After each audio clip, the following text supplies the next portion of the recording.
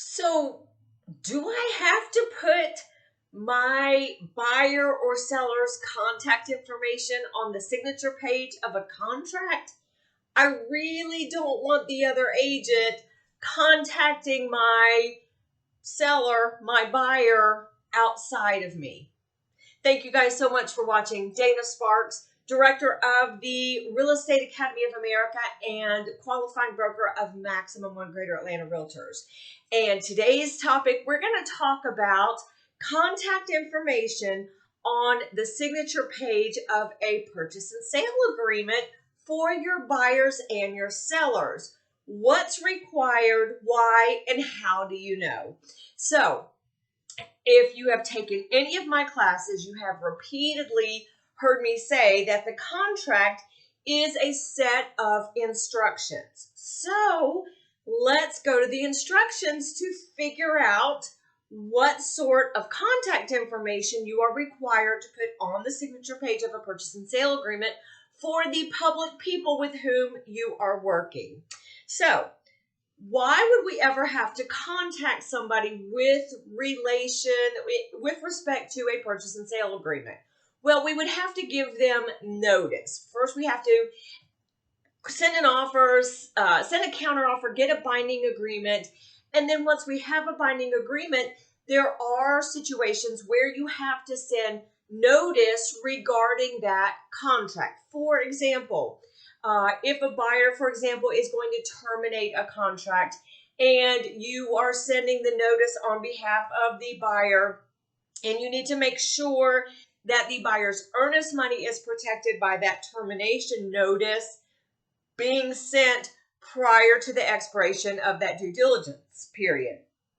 Or notice regarding an amendment to change the sale price. So basically, anytime you are communicating with the parties of a contract. Now, the parties of a contract are the buyer, buyers, seller, sellers.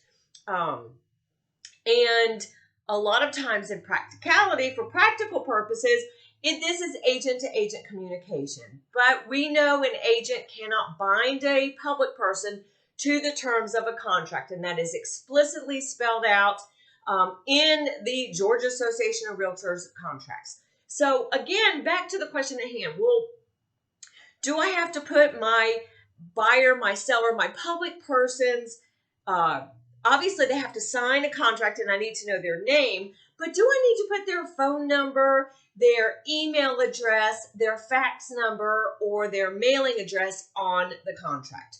So the first thing we do is we look at what it says in the contract forms under the part about notice, because that's the contractual language that we use for communication between the parties. So in the GAR, the Georgia Association of REALTORS Purchase and Sale Agreement, and that is GAR Form 201. Try to not get the reflection in my glasses for you. Under paragraph C1 is where it talks all about the notices, where they must be in writing, signed by the parties, when it is deemed received, so forth and so on. But with respect to the topic at hand, paragraph C1C in the GAR, Georgia Association of REALTORS Purchase and Sale Agreement, says, when is a broker authorized to accept notice to a client? Except when the broker is acting in a dual agency capacity, the broker and any affiliated licensee of the broker, I need to make this a little bit smaller to read it,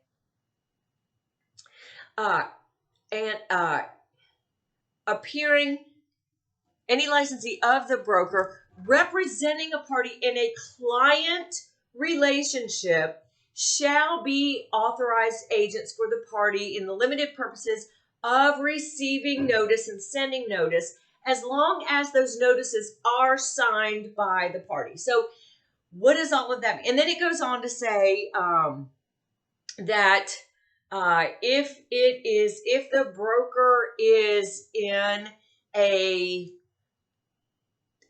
if the brokerage is in a designated agency situation or well, let me just back up. Okay, so in essence, what does all of this mean? So this is all spelled out in that paragraph. What does all this mean? All of this means is that if your broker is working with the public buyer or public person as a client in a client relationship, how do we know that? If the seller has signed a seller brokerage agreement, if the buyer has signed a buyer brokerage agreement, if there is a client relationship between the public person and your broker, the notice to the broker, the agent, any staff member at the brokerage constitutes notice to the actual party, except if you're in a client relationship and it is a dual agency situation. So one broker, one agent, and there is a seller brokerage agreement signed with the seller and a buyer brokerage agreement signed with the buyer. In that situation, you must give notice directly to the public seller and the public buyer. Likewise, where client relationships are concerned, if it is a designated agency situation, one broker, two agents, one agent has signed a buyer brokerage agreement with the buyer, one agent has signed a seller brokerage agreement with the seller. In that situation, there are client relationships. Notice must go to the buyer, must go either directly to the buyer or to the agent representing the buyer. And for a seller, it must go directly to the seller, or for an agent, the agent designated as working with the seller. If it's just one client relationship, then notice to the agent, to the broker, or anyone in any of the offices representing the brokerage serves as notice to the actual public person. If that's the situation, then you do not need your public buyer or seller's contact information on the signature page of a contract. You just need brokerage contact information. You need the brokerage address, you need the brokerage email address, and or fax number. Now, if one of those situations, the designated agency situation, again, you could do it to that agent, not to the brokerage or the staff at the brokerage, but the actual agent. Or if the broker is working with the public person as a customer, meaning that public person has still chosen the broker and the brokerage and an agent with whom to work. But the nature of that relationship is that of customer. They have chosen to not sign a seller brokerage agreement with the seller or a buyer brokerage agreement with the buyer. By default, that public person is a customer of the brokerage. Now, I highly suggest, and at Maximum One, it is our policy, that you get those people to sign the description of the nature of their relationship. You get them to sign the description of the customer relationship, which for a seller is the authorization to show unlisted property, and for a buyer is a customer acknowledgement. So if the broker, now that doesn't give you co-op agents permission to cross a sign and talk directly to the public person. That public person has still chosen the broker with whom to work. It's just that the nature of their relationship is that of customer rather than client. So if it is a customer relationship, then for notice purposes per the contract, notice must go directly to that public person. If that's the case, then you absolutely do need on the signature page of the contract, for a public person who has chosen to be a customer of a broker, you need that public person's mailing address and or email address and or fax number, because those are the three forms of notice that are delineated in the Georgia Association of REALTORS contract and in the RE Forms Purchase and Sale Agreement. Now, again, if you are sending notice to a customer in a transaction, You also, professionally speaking, will also send a copy of that notice to the agent who is working with that public customer. So how do you know if it's a customer or a client of the broker? Well, in the brokerage section of the contract, so in the GAR purchase and sale agreement, the brokerage section is itemized at the very bottom of paragraph A. Paragraph A10, brokerage relationships in this transaction. And it says, buyer's broker is ABC Brokerage and there will be expressed if they are working with the buyer as a client, customer, dual agency situation, or designated agency situation. Same with the seller. Seller's broker identifies the seller broker and is representing the seller as a client or working with the seller as a customer. So if you see customer under the brokerage relationships, fill in the blanks on the contract, then you need to make sure that there is contact information on the purchase and sale agreement for that customer. Again, in the form of an email address, a physical address, or fax number. A phone number is for courtesy, but in the contract, in the GAR purchase and sale agreement, and in the RE forms purchase and sale agreement, notice by telephone does not serve as notice to the party. In the RE purchase and sale agreement, which is the actual contract itself, is RE 100, contract for the purchase and sale of residential real property. And along with that are the standard terms, which is RE1. In that section, in that contract package, there also is a place to designate the nature of the relationship. So in the RE forms contract, RE 100, under paragraph 8, it identifies the buyer's broker and it says, is the buyer's broker representing the buyer as a client or working with the buyer as a customer, dual agent, or designated agent, and same thing for the seller's broker. So you have the agency disclosure in the contract itself, and then in the standard terms where it talks about notice, and this in the RE forms contract package, this is in the standard terms, paragraph 11. And in paragraph 11, again, no agent and no broker may bind a party to terms, regardless if they're working with that party as a client or a customer. That's in both sets of contracts. But under the notice section, again, it talks about email notice, it talks about physical notice, and it talks about fax notice under the electronic notice, when it is considered received, so forth and so on.